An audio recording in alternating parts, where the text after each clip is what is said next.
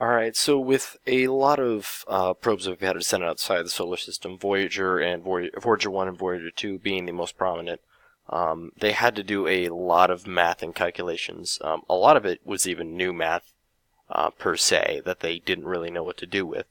And so some of the equations and laws that they had to work with were obviously like Newton's first law, second law, and third law, all the laws that include general physics. And then they had to use Kepler's laws as well to make sure that these probes didn't go off track while they were coming across Jupiter and Jupiter, Saturn, and even Neptune. They could all toss these probes off in directions that we didn't want them to go. We wanted to try to keep them in a very set pattern so that we could get to the certain planets that we wanted to.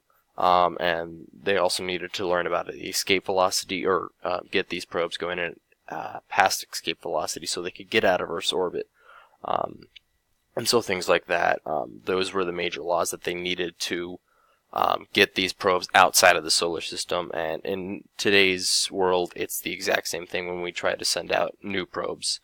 They have to keep those laws in mind, and a lot of this isn't uncharted territory anymore, so the difficulty is a lot easier than it was.